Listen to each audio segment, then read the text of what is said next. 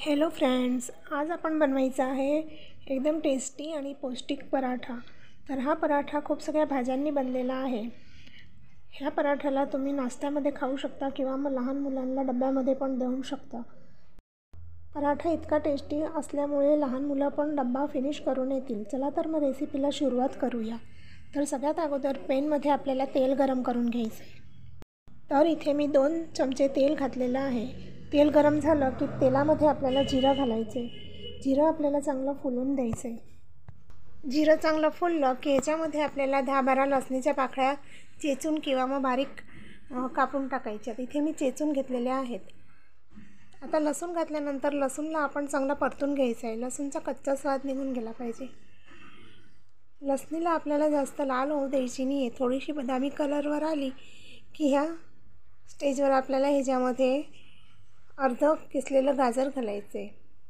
तर इथे मी अर्ध गाजर सोलून त्याला धुवून किसून घेतलेलं आहे, ते ह्याच्यामध्ये घातलं आहे। गाजर घातल्यानंतर गाजरला आपण एक 3 ते 4 मिनटं चांगलं परतून घ्यायचं आहे।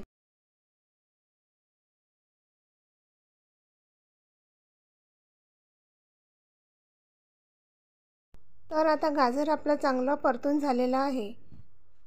ह्याच्यामध्ये आता मसाले घालून घेऊया। तर अर्धा चमचा हळद, 1 चमचा धणा जिऱ्याची पूड घालायची आहे। हे दोन आधी आपल्याला एकाच सेकंडभर परतून घ्यायचे। हे परतून झालं की ह्याच्यामध्ये आता आपण 1 चमचा भरून लाल मिरची घालायची आहे। लाल मिरची घालून झाल्यानंतर अर्धा चमचा गरम मसाला घातला आहे। आता हे मसाले घातल्यानंतर परत आपण एक वेळा हे मिक्स करून घ्यायचे। हे एकदम छान मिक्स करून झालं की ह्याच्यामध्ये आता आपल्याला हे मी बीट घेतलेलं आहे। बीट त्याचं साल काढून स्वच्छ धुवून घेतलं आणि मग किसून घेतलेलं आहे। बीट टाकल्यानंतर ह्याच्यामध्ये ब्रॉकली टाकायची। ही ब्रॉकली आहे। ब्रॉकलीला मी किसणीने किसून घेतलेली आहे। ब्रॉकली टाकल्यानंतर आता हे सगळं आपल्याला छानपैकी मिक्स करून घ्यायचं आहे। आता आपल्याला ह्याच्यामध्ये मीठ टाकायचं राहिलं होतं, तर मीठ आपल्याला चवीप्रमाणे टाकायचं आहे। तर इथे मी 1 चमचा अख्खा भरून टाकलं आहे आणि थोडंसं आणखीन मीठ टाकलेलं आहे। तर मीठ टाकल्यानंतर हे सगळं एकजीव होतोसर छान गॅसवर परतून घ्यायचं आहे। तर इथे 2 ते 3 मिनटं हे छान मी परतून घेतलेलं आहे। भाज्यांचा सगळा कच्चापणा आता निघून गेलेला आहे आणि भाज्या मसाले सगळे व्यवस्थित मिक्स झालेत। तर आता ह्याच्यामध्ये आपल्याला बारीक चिरलेली कोथिंबीर घालायची आहे। आता मी गॅस बंद केलेला आहे। कोथिंबीर घातल्यानंतर हे स्टफिंग आपल्याला छानपैकी मिक्स करून घ्यायचं आहे। तर स्टफिंग आता आपलं चांगलं मिक्स करून झालेलं आहे। ह्याच्यामध्ये आता आपण आंबटपणा येण्यासाठी अर्ध्या लिंबाचा रस घालायचा आहे। लिंबाचा रस घातल्यानंतर परत आपण एकदा एकत्र करून घेऊ, म्हणजे लिंबाचा रस पूर्ण स्टफिंगला व्यवस्थित लागून जाईल। आता आपलं हे तयार झालेलं स्टफिंग आपण थंड व्हायला ठेवायचं आहे।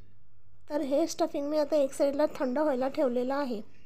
हे स्टफिंग थंड होतं आहे तसं पराठ्यांसाठी जे पीठ भिजवलेलं आहे त्याला आपण चांगलं असं मसळून घेऊया। तर हे पीठ मी थोडंसं नरम भिजवलेलं आहे।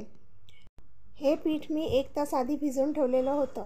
पीठ भिजवल्यानंतर त्याला झाकून 1 तासभर सेट व्हायला ठेवलेलं होतं। पीठ आता छान सेट झालेलं आहे। आता ह्या पिठातून एक एवढा मोठा गोळा घ्यायचा आहे।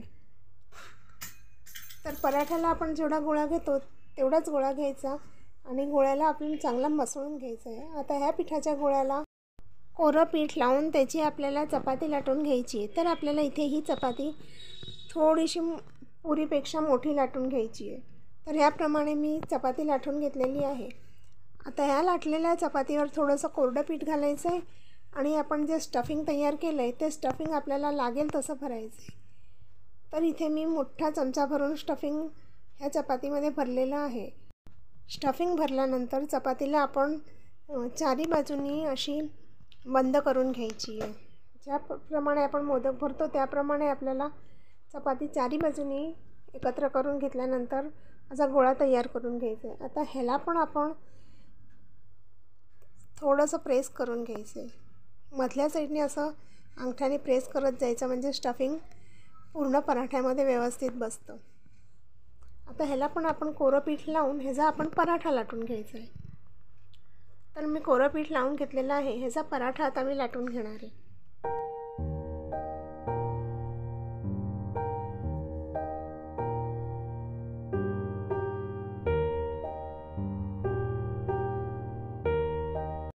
पराठा आपल्याला जास्त जाड नाही आणि जास्त पातळ पण लाटायचा नाही. याप्रमाणे मी पराठा लाटून घेतला आहे.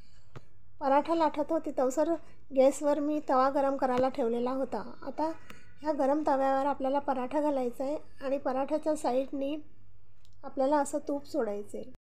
असं कडेने तूप सोडल्याने पराठा आपला किनारीने छान खरपूस शेकला जातो. साईडनी तूप सोडल्यानंतर आपल्याला वरच्या साईडनी पण तूप लावून घ्यायचं आहे. खालच्या साईडनी पराठा शेकतो आहे तवसरच आपल्याला वर तूप लावून घ्यायचं आहे आणि असं प्रेस करून आपण पराठा शेकून घ्यायचा आहे. तर एक साईडनी पराठा छान शेकला गेलेला आहे. आता आपण पराठ्याची बाजू चेंज करून घ्यायची आहे. तर दुसऱ्या साईडनी पण पराठा आपल्याला असाच खरपूस शेकून घ्यायचा आहे.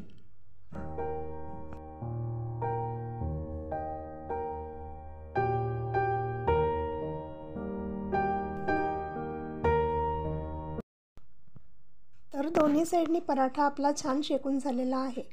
ह्याचप्रमाणे आता आपण सगळे पराठे करून घ्यायचे. तर हा पराठा आपला तयार झालेला आहे. तर हा तयार केलेला पराठा मी मधून कट करून घेतलेला आहे. पराठ्याचे 2 भाग केलेले आहेत.